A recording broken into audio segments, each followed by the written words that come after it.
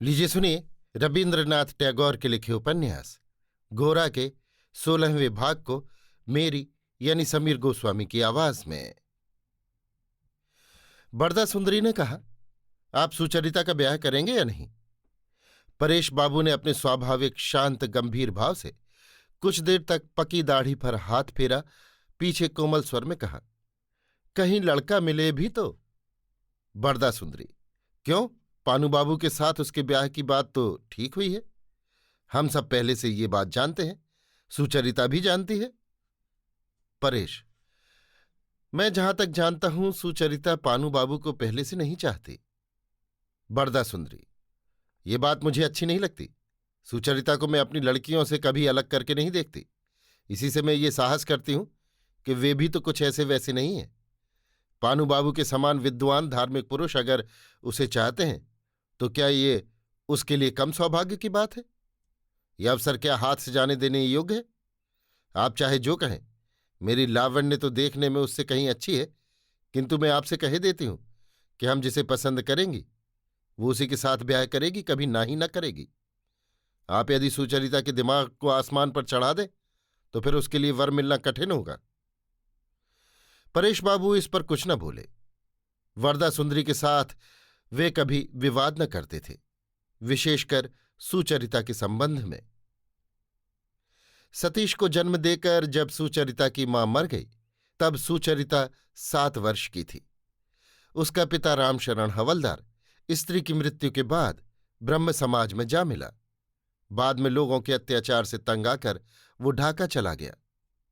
वो जब वहां के डाकघर में काम करता था तब परेश बाबू के साथ उसकी गाढ़ी मैत्री हुई। सुचरिता तब से परेश बाबू को अपने पिता के समान मानने लगी।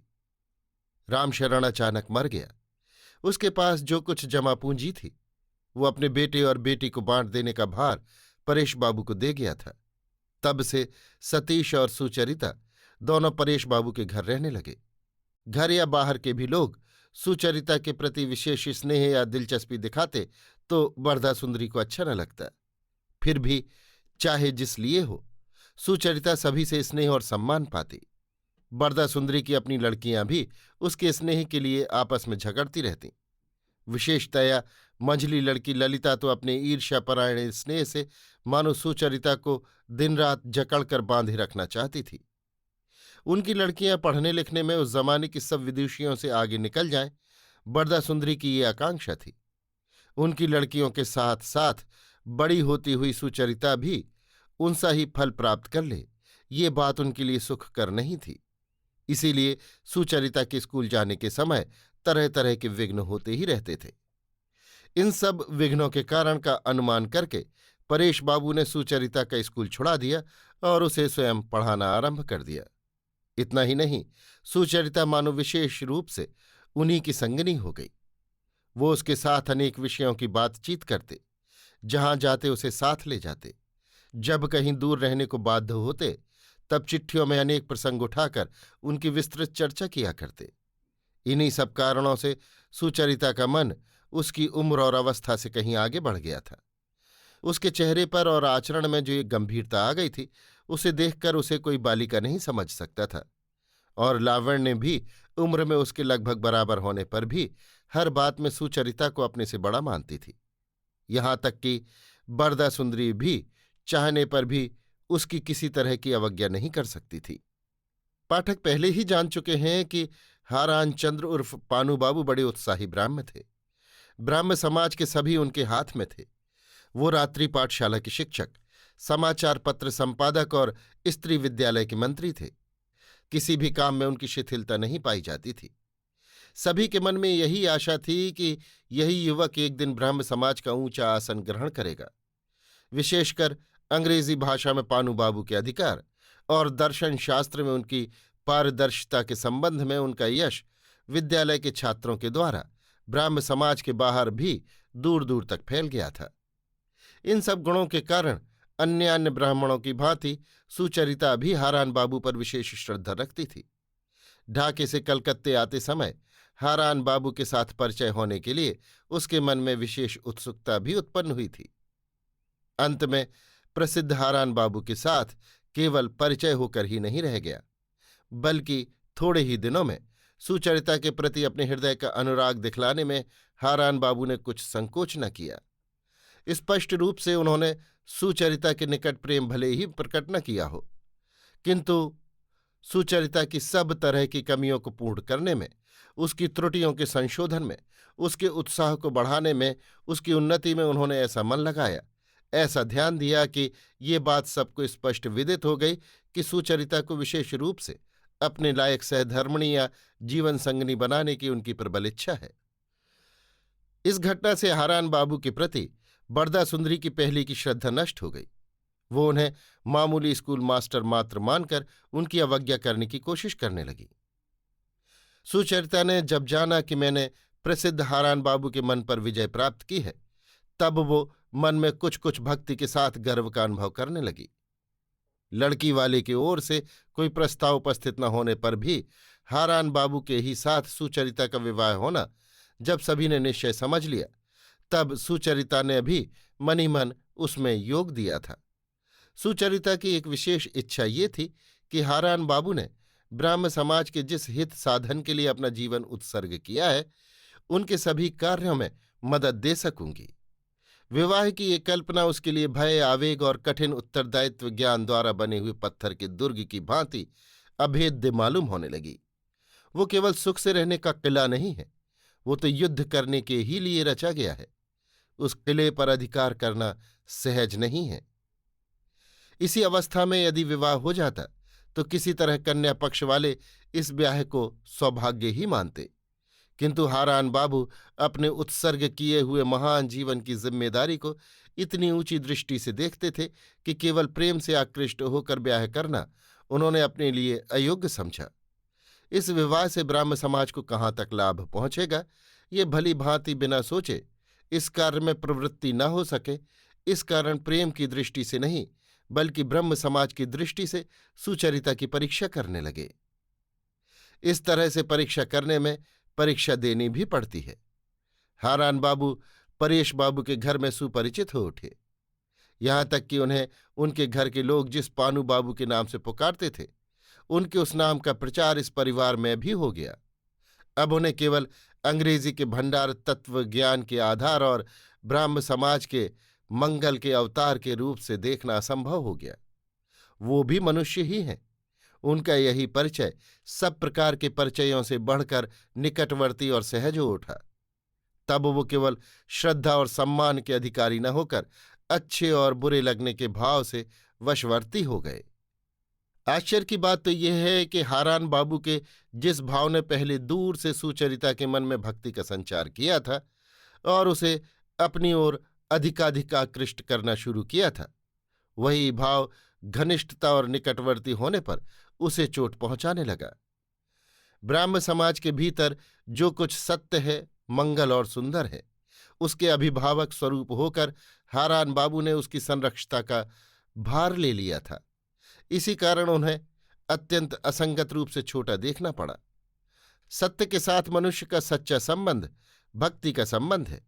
वो भक्ति मनुष्य को स्वभावतया विनीत बना देती है, किंतु विनम्र न बनकर जहां मनुष्य उद्यत और अहंकारी बन जाता है, वहां वो अपनी शुद्रता को उस सत्य की ही तुलना में अत्यंत सुस्पष्ट रूप से प्रकट करता है।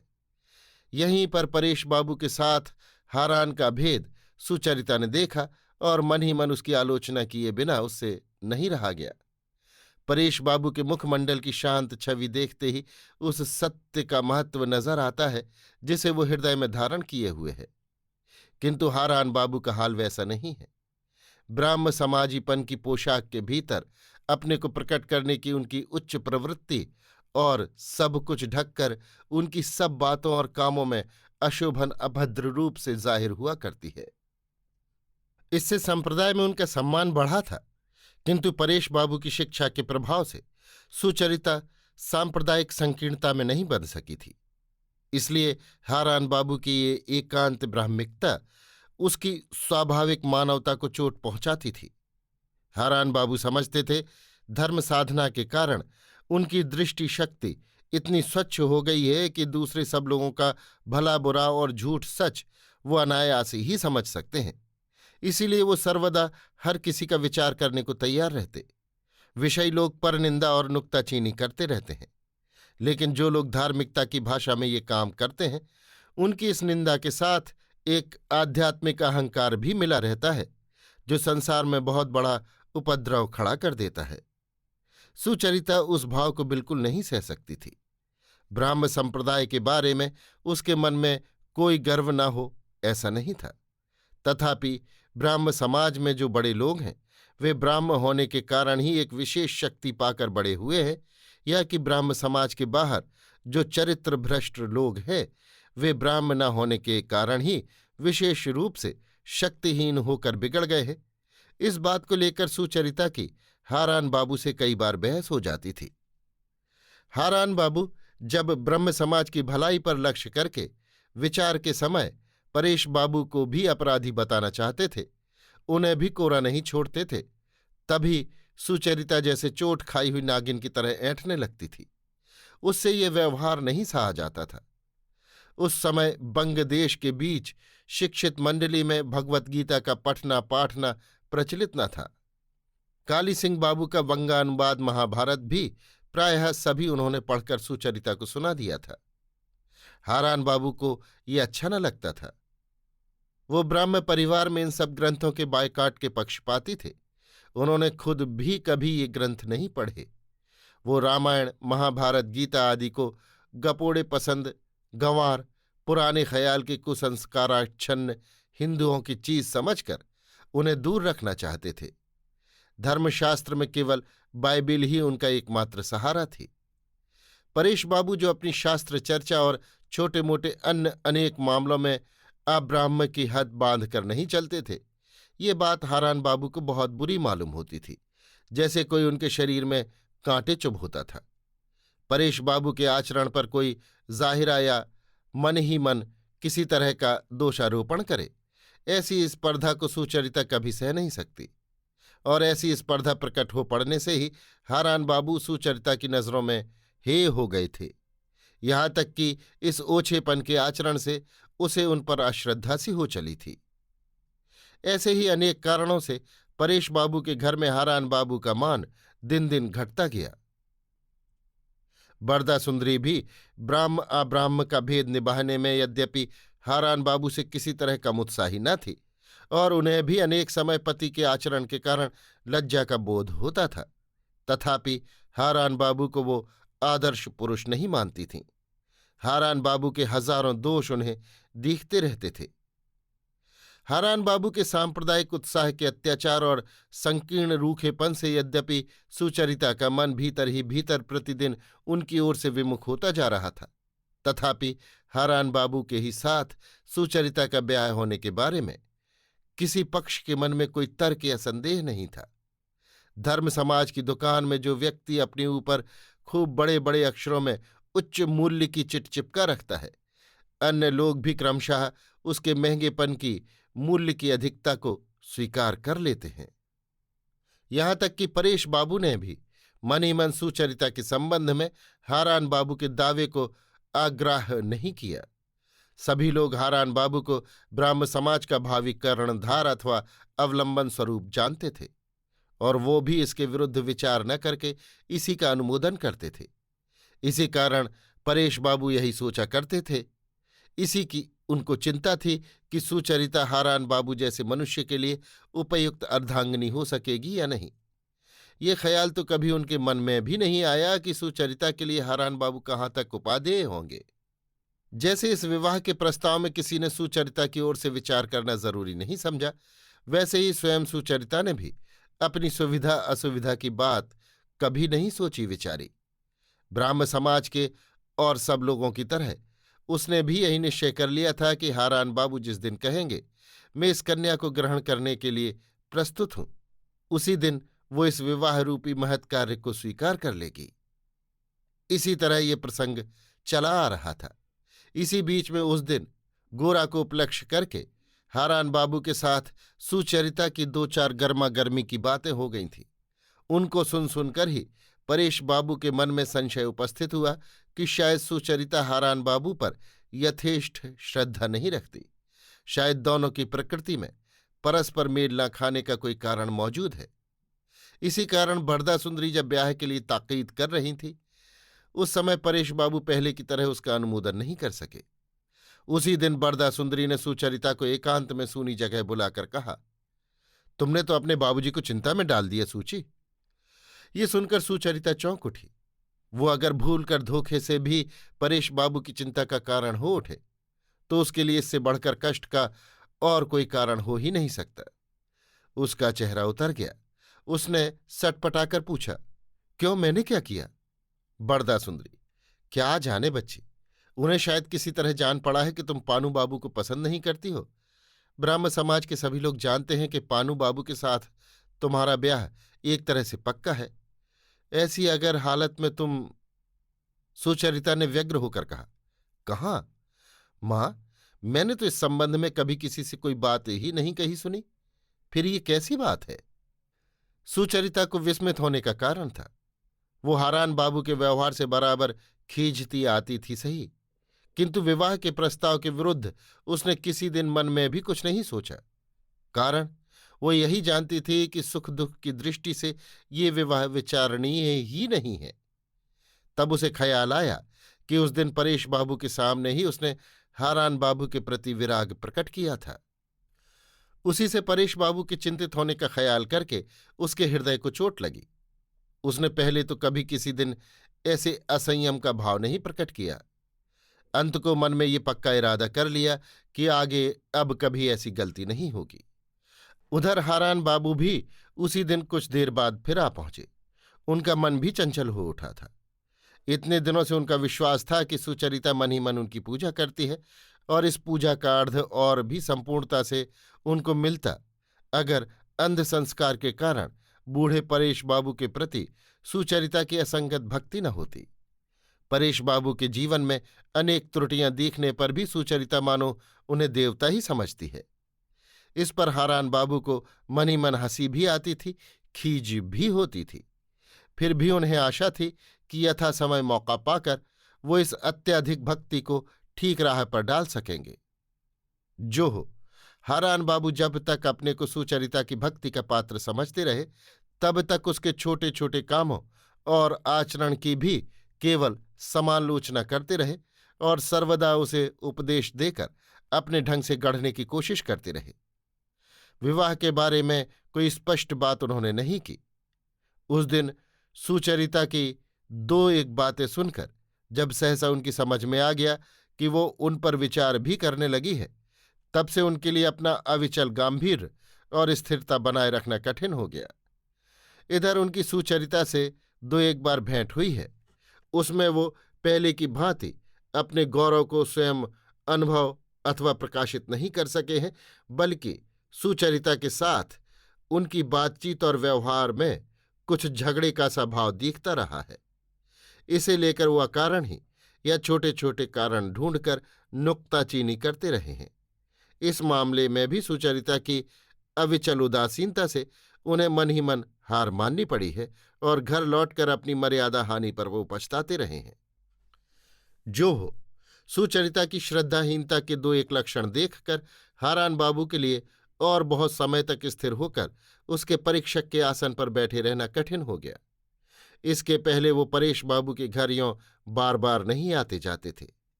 कोई ये न समझे कि वो सुचरिता के प्रेम में चंचल हो उठे हैं। इस आशंका से वो सप्ताह में केवल एक बार आते थे और अपनी गरिमा में ऐसे रहते थे मानो सुचरिता उनकी छात्रा हो। लेकिन इधर कुछ दिन से न जाने क्या हुआ है कि हारान बाबू कोई भी छोटा बहाना लेकर दिन में एक से अधिक बार भी आए हैं और उससे भी छोटा बहाना खोजकर सुचरिता के पास आकर बातें करने की चेष्टा करते रहे हैं। इससे परेश बाबू को भी दोनों का अच्छी तरह पर्यवेक्षण करने का मौका मिल गया है और इससे उनका संदेह क्रमशः घना ही होता गया है। आज हारान बाबू के आते ही वरदा सुंदरी ने उन्हें आड़ में ले जाकर कहा, अच्छा पानू बाबू, आप हमारी सुचरिता से ब्याह करेंगे, ये बात सभी के मुंह से सुन पड़ती है, लेकिन आपके मुंह से तो इस बारे में कभी कोई बात नहीं सुनने को मिलती। अगर सचमुच आपका ऐसा इरादा हो तो उसे स्पष्ट करके क्यों नहीं कहते? हारान बाबू अब और देर न कर सके। इस समय वो सुचरिता को किसी तरह अपने हाथ में कर सकें तो फिर निश्चिंत हो जाएं। सुचरिता की अपने ऊपर भक्ति और ब्रह्म समाज की हित चिंतना के बारे में योग्यता, दोनों बातों की परीक्षा तो पीछे भी की जा सकती है। हारान बाबू ने बरदा से कहा, इसके कहने की जरूरत नहीं थी, इससे नहीं कहा। सुचरिता की अवस्था 18 साल की हो जाने की राह देख रहा था, बस। बरदा ने कहा, आप हर बात में जरा जरूरत से ज्यादा बढ़ जाते हैं। हम लोग तो लड़की की शादी के लिए 14 बरस ही काफी समझते हैं। उस दिन चाय पीने के टेबल पर सुचरिता का ढंग देखकर परेश बाबू दंग हो गए। सुचरिता ने बहुत दिनों से इधर हारान बाबू की इतनी खातिर और इज्जत नहीं की थी। यहां तक कि आज जब हारान बाबू जाने के लिए उठने का उपक्रम कर रहे थे, उस समय सुचरिता ने लावण्य की एक नई शिल्पकला का परिचय देने के बहाने पानू बाबू से और जरा बैठे रहने का अनुरोध किया। परेश बाबू का मन इधर से निश्चिंत हो गया। जो खटका पैदा हो गया था वो जाता रहा। उन्होंने सोचा मेरी भूल थी। यहां तक कि वो मन ही मन जरा हंसे भी। उन्होंने सोचा कि दोनों में कोई अलक्षित प्रणय कलह हुआ था और अब फिर सुलह हो गई है। उस दिन जाने के समय हारान बाबू ने परेश बाबू के आगे विवाह का प्रस्ताव किया। उन्होंने कहा कि इस संबंध में विलंब करने की मेरी बिल्कुल इच्छा नहीं है। परेश बाबू को कुछ आश्चर्य हुआ। उन्होंने कहा, लेकिन आपकी राय ये जो है कि 18 वर्ष से कम अवस्था में लड़कियों का ब्याह होना अन्याय है, आपने किसी पत्र में लेख भी तो इसी विषय पर लिखकर छपाया था। हारान ने कहा, मगर सुचरिता के संबंध में ये नियम लागू न होना चाहिए। कारण इसी अवस्था में उसके मन में ऐसी स्थिति हो गई है कि अनेक बड़ी उम्र की लड़कियों में भी वो बात नहीं देख पड़ती। परेश बाबू ने प्रशांत दृढ़ता के साथ कहा, ये बात भले ही हो पानू बाबू, मगर मेरी समझ में जब अभी ब्याह न होने में कोई अहित का कारण नहीं देखा जाता, तब आपके सिद्धांत के अनुसार सुचरिता को विवाह के योग्य अवस्था हो जाने तक ठहरना ही हमारा कर्तव्य है। हारान बाबू ने अपनी मानसिक दुर्बलता प्रकट हो जाने से लज्जित होकर कहा, निश्चय ही कर्तव्य है। मेरी इच्छा केवल यही है कि एक दिन सब मंडली को बुलाकर ईश्वर का नाम लेकर संबंध पक्का कर डाला जाए। परेश बाबू ने कहा, हां, ये तो बहुत अच्छा प्रस्ताव है। अभी आप सुन रहे थे रविन्द्रनाथ टैगोर के लिखे उपन्यास गोरा के 16वें भाग को मेरी यानी समीर गोस्वामी की आवाज में।